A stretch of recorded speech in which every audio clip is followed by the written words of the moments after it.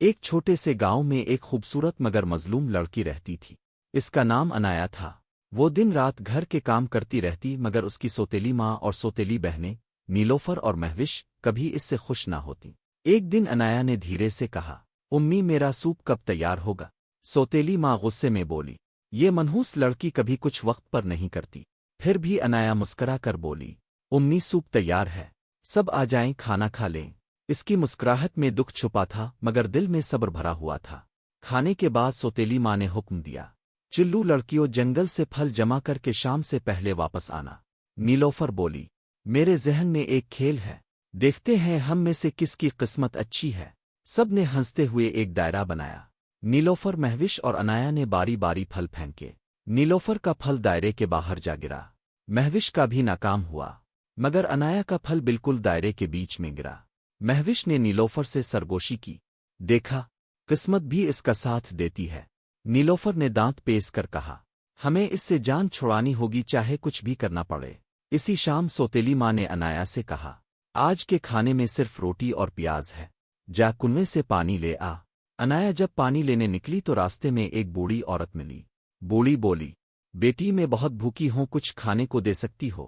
انایا نے مسکرا کر کہا، میرے پاس صرف یہ روٹی اور پیاز ہے، اب یہ کھا لیجیے۔ بوڑھی عورت نے دعائیہ لہجے میں کہا، میری دعا ہے کہ تمہاری شادی ایک شہزادے سے ہو جو تمہیں بہت چاہے۔ انایا حیران ہوئی مگر چپ چاپ گھر کی طرف چل پڑی۔ راستے میں ایک حسین آواز گونجی، تم کون ہو اور اکیلی اس جنگل میں کیا کر رہی ہو؟ انایا نے پلٹ کر دیکھا، وہ ایک خوبصورت نوجوان تھا، شہزادہ ارحان۔ شہزادہ بولا، میں تمہیں گھر چھوڑ دیتا ہوں، آؤ میرے ساتھ چلو۔ راستہ طویل تھا مگر دل کے لیے بہت مختصر۔ درختوں سے دھوپ چھن چھن کر ان کے چہروں پر پڑ رہی تھی۔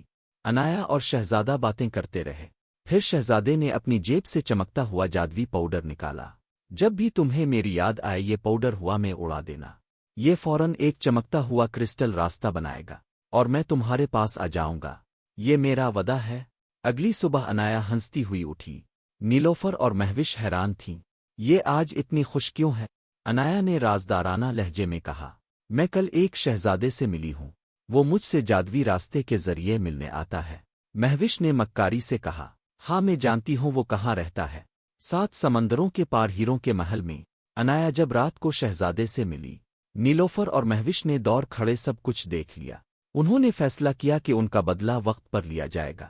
اگلے دن وہ بولے، امی ہم مٹھائیاں بیچنے بازار جا رہے ہیں، مگر دراصل وہ جادوی محل جا رہی تھیں۔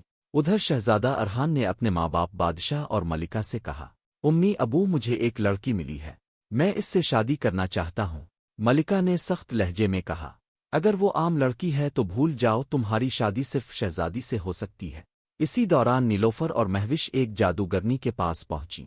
جادوگرنی نے انہیں ایک بوتل دی اور کہا، یہ لے لو، تمہارا کام آسان ہو جائے گا۔ رات کو انہوں نے انایا کے جادوی راستے پر وہ بوتل انڈیل دی۔ اگلی صبح جب انایا نے پاؤڈر اڑایا، چمکتے راستے کی جگہ دہکتے انگاروں کا فرش بن گیا۔ انایا رو پڑی، یہ کیا ہو رہا ہے؟ شہزادہ کیوں نہیں آیا؟ کچھ دن بعد خبر آئی، شہزادہ ارحان سخت بیمار ہے، اس کے بدن پر جلنے کے زخم ہیں۔